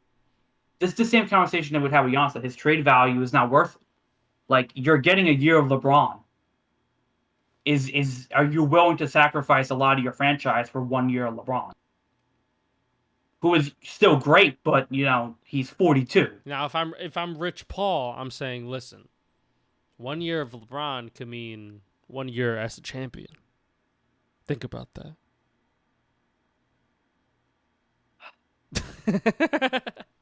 On the team, right? It would depend if he's going to, like, who would he go to that wouldn't win the title this year? Detroit or something. Detroit. You imagine LeBron goes to Detroit? Oh my God. Him and Cade, honestly, that would be fire. What about Atlanta? Go to the Atlanta Hawks or something, LeBron. But I feel like if he'd leave a team, it would be to go back to a team he was already on, which would be Miami or the Cavs. I think he'd go to the Cavs. Yeah. LeBron has control over where the hell he wants to. Let's get that straight. If LeBron says he wants to go somewhere, he's going that way. Yeah. And then now, like, his roster on the Lakers, like, Luka is sensational. But then your next best player is who? Rui Hachimura? Austin Reeves? DeAndre Ayton? This Laker team's going to be fine. They'll get wins. They're not going to be the best team in the West. Not even close. I don't know. It's funny because it's like we've always talked about LeBron getting traded for like mad long, even like way before. But like it never happens, so I'm not even expecting this to go anywhere, to be honest. Big question. Yeah. How does this affect LeBron's legacy? It doesn't. Just rolled her eyes. Yeah, like he can go anywhere he wants and it will never affect his legacy anymore. Like no one's gonna care. No one's gonna be like, well, actually he was on 4 teams. It's like, shut up, nerd. Actually Jordan was on 2 teams. Yeah, like we care so much. Like who cares? Like it just doesn't matter. Especially at his age. But like people aren't supposed to be playing this good at his age. They're supposed to be awful. Then they get bounced around to other teams and like ring hop. Like Gary Payton and Karl Malone when they were on the Lakers that one year. Right? Like you're not supposed to be good at 40. If anything, it just adds to his lore. The fact that, at 41 or 40, he was still putting up numbers like he was doing 15 years before then. So it's like, it doesn't look bad that you get traded again. It doesn't, or if you go to it's like, so he's going to perform just as well as he does the next team than he did the last team. So I will say too, I think because of how vocal he's been about the roster and the team, this is his final year. It seems that way, right? I agree. Sure. Yeah, it has to. You're like, you can't, it's hard because to he hasn't. He's complained about the roster before, but not this early on in off season, and not this much. Hey man, listen. LeBron James was at a Bad Bunny concert, so maybe he's trying to recruit Puerto Rican talent. I don't know what he's trying to do over there. Maybe he's trying to get traded to a Puerto Rican league team. I don't know what's happening with LeBron right now. I think he's having a great time, not worrying about basketball. So either get traded and shut up, or play for the Lakers and shut up. Like, just play for the Lakers. Like, even if they have, like, a good championship team, like a roster that is like, okay, this roster could win a championship. We still don't think they're going to win a championship. Yeah. Objective. So it's like, I don't know. Sure, LeBron, get traded from LA. Go back to Cleveland. get traded for like Lonzo Ball and a bag of chips or something. Hey, have them reunite, whatever. I don't know. Like, oh, the team's not good enough. Yeah, maybe because you crippled them financially. Yeah, that's probably what happened. That's probably why the team isn't good enough, because they don't have money to spend because they spend on your ass. Stupid. Like, I don't know. Just a suggestion, LeBron. I'm not your financial guy. Yeah, but Jordan never financially disrupted the team like that. Jordan never asked for that much money. They did play for pennies back. They played for tuppence back in the day.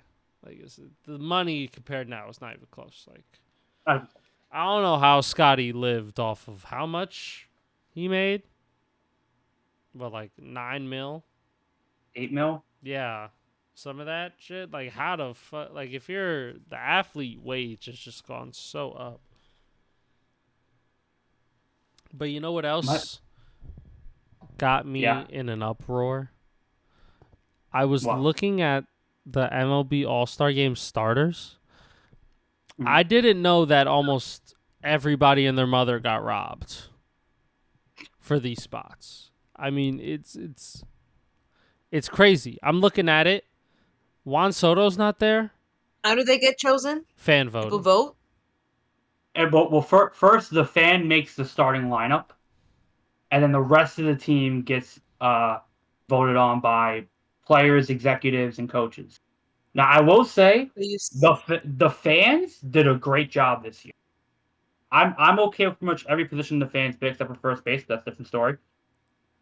But the players, coaches, and execs, I don't know what the fuck they were smoking. And the writers. Politics. Put Juan Soto in there. Like, I don't get it. Put Cody Bellinger in there. Right? Like, this is just guys who should just be there.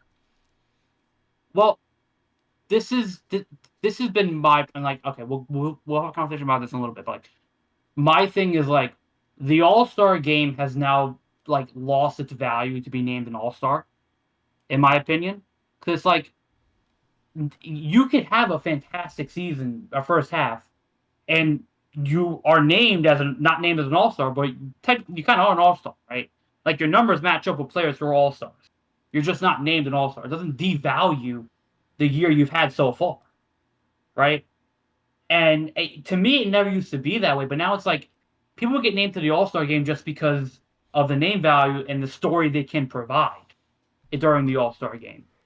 You know, like Jacob Mizorowski from Milwaukee, I think he's there because of the name. I think Paul Skeens is there because of the story. You know, Paul Skeens, 100 miles an hour, throws this weird-ass pitch called the curve, and it goes this way. And look how it goes this way. And he'll pitch for an inning, and he'll be done. And here comes Jacob Mizorowski. He's had 5 starts, and he's an all-star. Rah, rah. And it's just, they need content to get them through the game. And I feel like that's what the MLB All-Star Game has become. I don't have a problem with the game itself, but I feel like if like the names are just there, and by the time we get to the 5th inning, the announcers don't even care anymore because the stories are gone. Starters are out, the big name players are out. You know, you get the other guys coming in, you get maybe a couple of mic'd up moments, but like, it's the value and like the attention and the prestige of being named an All-Star doesn't really matter to me anymore in MLB. It's the same way in the NBA. Like, the same people get named to the NBA All-Star, right? The same crop of talents, the same group of people, and the game's still the same. It's starting to get like that with MLB, where it's the same group of people, same crop of talent, but what you're starting to see is they're starting to aim towards, you know, stories and content and like, okay, who's a big face we can promote right now? That's not a bad thing, but it's like, at some point, there are players like Juan Soto, like Cody Bellinger, like Corbin Carroll, who've had better years or equal years and not be named because they play in the West Coast, or they didn't get off to a great start, or, you know, their name value isn't there anymore, right? Oh, they don't have a story attached to them, so who cares, you know? I don't know. Like, to me, I just feel like the value of being named an All-Star has gone down, and that title doesn't add as much weight as it used to, especially for MLB. Yeah. I mean, even the home run derby now, it's like, now the home run derby is very cool. I like the home run derby. But, like, it should, like, look, if you are the top guy in home runs, you should be in the home run derby. But I feel like that got too gimmicky. And it's why they, like, I feel like the players don't do it because, like, there's no, like, it's for entertainment, sure, but it's like there's no value to it. There's no, like, big cash prize. There's no, like, I mean, for the sake of fun, for the sake of fun, for the sake of fun. You know, if it's a good time, it's a good time. And I feel like these guys really do like doing it, and they do like being a part of it. But it's like Pete Alonso was in it for like 4 straight years, and he's not in it this year. And he said, "I never had 3 days off." They want days off. They don't want to play. Kind of fair. Like, if you just took the, like, All-Star game and gave these guys 2 weeks off, the amount of love you would get if they got a week off before the All-Star game, they'd be refreshed. You give these guys 6 days before they got to hit a baseball at like 50 miles an hour, 450 feet. Maybe your stars might compete more. Just going to put it out there a little bit. And you know, this is becoming, I mean, hockey isn't like this, but you know, this is becoming a lot of like the NFL does it well too, but it's mainly basketball. It's mainly basketball where it's like your All-Star game, there's no value. It's why people don't do a 3-point contest, people don't do the dunk contest, people don't do, you know, the events before the game. They don't care. Your stars don't care about it. You know, NHL, the players, they have fun with it, and you could tell they love playing hockey. They have a good time with it, but like you're still playing hockey, and it's not taxing on your body. You know, to a degree, the NBA skills competition is like that, right? And even like the skills competition for like the NHL, there's like you need something. There's what's called like there's an incentive. Like if your team wins the skills competition, you have an advantage going to the All-Star game, right? And for NFL, like their All-Star games after the season, it's like they don't care. They can do whatever they want. They're just chilling. They're just boys being, and even that's a joke, but that's whatever. But like the MLB is starting to turn into that, where it's like these players don't care. They rather have the day off than not do what they're supposed to do. And it's really just the home run derby. That's the only event before the All-Star game. You know, so it's like I feel like they just don't care. There's no value to it. There's no like he won the home run derby this year. You know, he's great.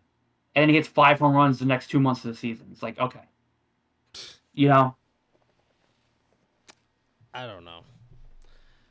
I just got very upset at the voting because there were clear players that deserved to be there. And it's like, this is clearly just a narrative thing. It's clearly just these guys have like a little story people like, and they're like, that's cute. That was it. But yeah, no, I mean, I guess like it's interesting because to me, and I wonder what you guys think, because I feel like MLB has the second best All-Star game. I think NHL is the best. I think, or not game like event. NHL is the best. I think MLB second. I think I'd still put basketball third, and I put the NFL fourth. Right? And I think the reason why I have MLB so high is because it's still a game. You know, they still play 9 innings of baseball. They still throw relatively hard. They still compete. They're still throwing nasty sliders and great curveballs. They're still hitting the ball far. You know, they're still showing effort. They're still diving for balls on the ground. You know, and it's not as serious, but, you know, they're not, like, lobbing it in there. You know, they're winding up and they're throwing. Mm-hmm. Pitchers are throwing the ball. They're throwing sliders. They're not throwing just straight fastballs. You know, so there's at least that element to it that is at least showing some fun and competitiveness. And the game is a game, and I like that. I really did like that there was stakes in it. Not anymore, but I think still to a degree you still see a decent All-Star game every from MLB, Yeah. regardless of who's in it. Yeah, I agree. I think because you're always gonna have like the stars there, and you're gonna see, right? All they need is one at bat to do some decent damage and hit a home run, and it's cool. They're in the jersey, yada yada. All-Star games are just as a kid I liked them, maybe because I didn't, have that much social media as a child, so I get to watch these guys only during these All-Star games. So it's like, oh, this is cool, but I don't know. It just feels bland to me as an adult. But I do feel like there's a fun element because there's two separate leagues. Like these are players who you normally don't see face up against each other. Like Paul Skeens is going to face probably Judge, whoever and whoever. Kyle Raleigh and somebody else from who's ever leading off of the American League. But like he doesn't face those guys every day. So him versus Judge will be a fun first inning matchup. Tarek Schoolball against Otani is going to be fun first inning matchup. There's at least that, and they at least do throw the ball hard. And they that that's the fun in it. But yeah, I think nowadays All-Star games just don't matter, and they don't nobody.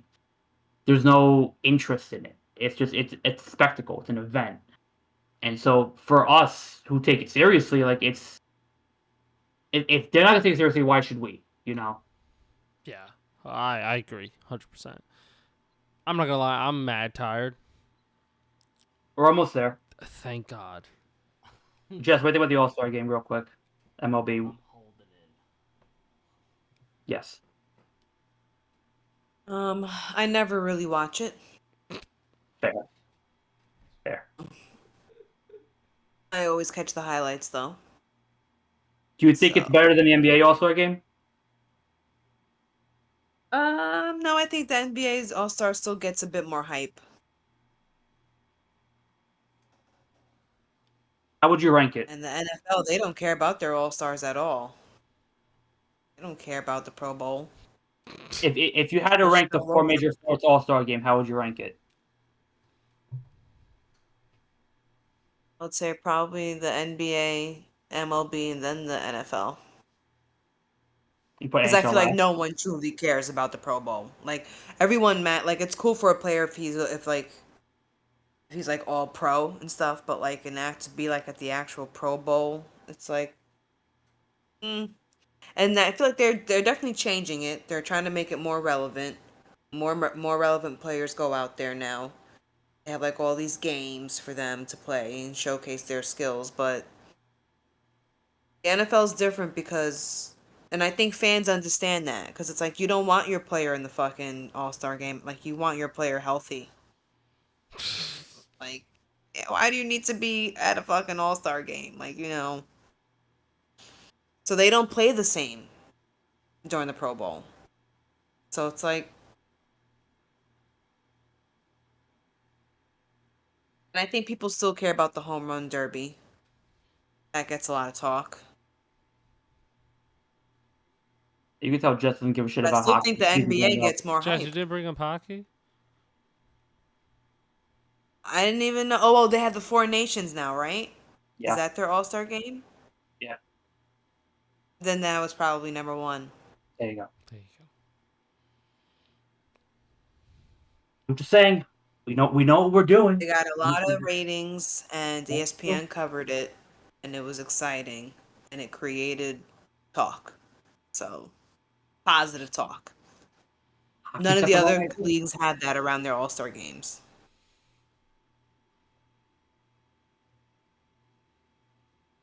Anyway, we're almost there. I know. Been a long night. Well, also yeah. Dion said you should have a football. Dion said college football should have a salary cap. Dion's dumb. He's stupid. Dion's dumb. Deion Sanders. We have to say the name. Deion Sanders. If I'm saying Dion and I'm saying college football, I think you should know it's Deion Sanders. Respectfully. No, but maybe someone listening doesn't know. It's 12:50 at night. I'm saying Deion Sanders in college football. You know what that means, Dion. College football. Yeah, he's stupid. He's only saying that so he like but the thing about it is like there is like you have the transfer portal. That's your salary cap. If they don't get PT, they'll go to you because you'll give them PT. That's the salary cap, is the transfer portal. However much you want to pay these guys at NIL, that's how much you want to. That's not up to nobody. That's how much you get donated by your boosters and by the people who sponsor the program. That's y'all who choose that. Don't be running up over here just because y'all booster program ain't lit like that. No. So they gotta you just get more boosters. I don't know what you want. Yeah. And Colorado is not one of those schools that it's not a Texas. It's not like a USC or even like it's not a Penn State, it's not a Notre Dame. Like, it's not one of these colleges that have like root that like cultivate that shit. That like, have generations of like players that have gone on to the NFL, and like football program is just not as big. So like Ohio State, like you can't Alabama, like LSU, like it's hard to compete against these programs who have like crazy ass alumni. Well, to play devil's advocate, that's why Dion would want a salary cap, so that he would feel like they're on even playing field. Is that these schools have a cap onto what they can do, and those players who they cannot afford and can't sign would trickle down to us and make us more competitive, and by default make everybody else more competitive. That's what the salary cap would do, essentially. I'm not saying it's a great idea or it's something along those lines, but I think what the point he's getting at is that if you want a more competitive college football field, you got to put some stipulations on the big name schools who keep on winning, keep on just doing it for their name value because they get the backing and the sponsors and the alumni that keep generating that revenue. So I think to his Communism degree, doesn't work.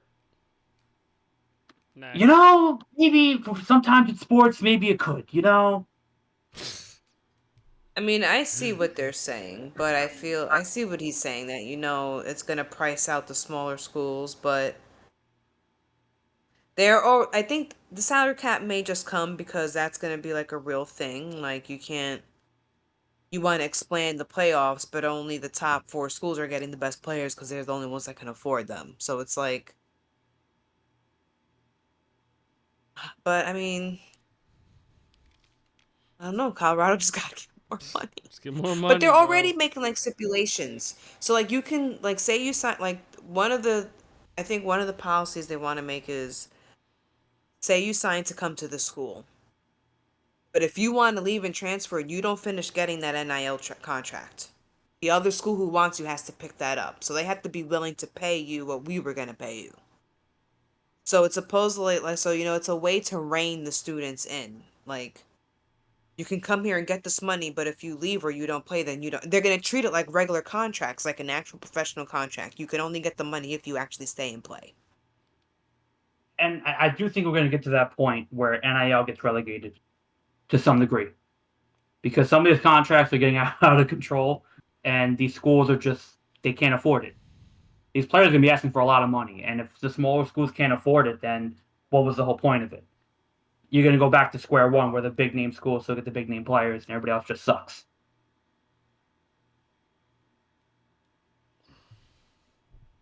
I'm tired. Yeah, I mean, That's my analysis right there. Dion, shut up. All right, let's do a little let's do a little UFC, and then we'll Oh be my out of God, here. Jess! I don't know how you're not excited about the White House, July 4th next year. I think it's so stupid. Yeah, I'm I love sorry. it. It's gonna be so much fun. I can level with you, and I see why people like you love it, and I just feel like it's such a fucking stupid ass waste of taxpayer dollar. It's like, because that's who's gonna be flipping the fucking bill. It's not gonna be Dana White. It's gonna be the taxpayers Hey, to have listen. this stupid shit on the fucking White House lawn. Is that where they plan on having it? Hey, listen. I already pay for a lot of stuff. I might as well be entertained when I pay. Because when I just can't wait for the optics of a I don't know. regular. I think it's stupid. For one, I'm not a UFC fanatic, so I automatically can care. Not really don't care that much. And I just feel like it makes the White House seem like a circus, and I feel like the White House should be about business. the White House Let has leave the Trump in it, it's entertainment to already a Hollywood and circus. ESPN. Leave the entertainment to Hollywood and ESPN, and you take care of fucking business that the average citizen can't take care of. Trump's in How about office, that? Like, how Jess. about you just get back to work? How about you stop trying to fucking like blindside us with bullshit and just get back to work? Jez. Trump is So, in office. It is a circus. It's been so, a circus since 2016. I'm just saying, I don't think it's that great of an idea. That's just my quote, opinion. Fair enough. to quote, it will all end. It will all end. Every one of our national parks, battlefields, historical sites are going to have special events in honor of America 250. And I think we're going to have a UFC fight. I think on the grounds of the White House, he said, adding that it would be a full fight with 20,000, 25,000 people. And I'm dead kind of serious. crazy. I'm dead serious. I'm dead serious. How would Guys. they fit that on in the White House lawn? I don't know. What's Hey, the biggest bruh. party they had at the White House? If they could do it in the White House and I see a motherfucker walking out the Oval Office to the lawn outside, that's fucking lit. Like, It'd be kind of hype. that's hype as shit. You see them walking past the former presidents? You see him I walking mean, past the fucking Constitution, the Declaration of Independence. Oh, Well, that's in a different building. shut up. You know what I mean. You know what I mean. they walk past the Declaration. They get a limo drive to the White House with the cop No, cars they. behind them. I think they can have it in DC. They can have it on the mall. They can like shut down DC to have it like in the mall. Like that's where you can have the UFC. Like, but why? Like Do not it on on the the White House lawn, grounds. Jess. Do it on the No, lawn.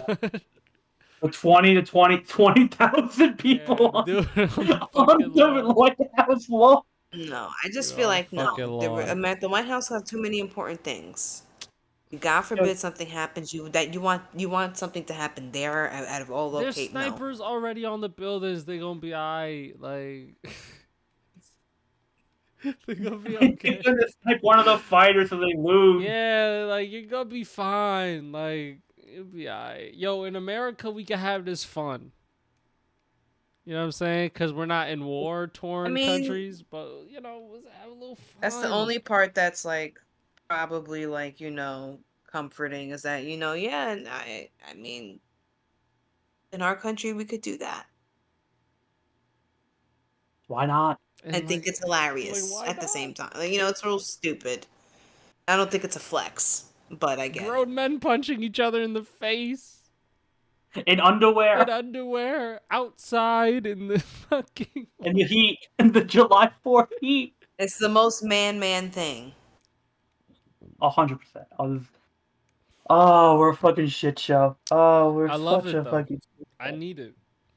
We're such a disaster. I need it just like I need fucking sleep right now. I'm so tired. I've gotten. Yeah, to that win. was it, right? Yeah. Yeah. This is it.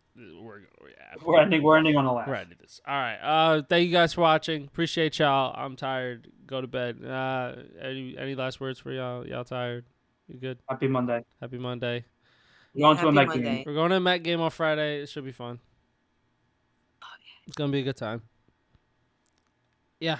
Thank you guys. Appreciate y'all. Take it easy. Bye bye. Have a good time. Peace. Peace.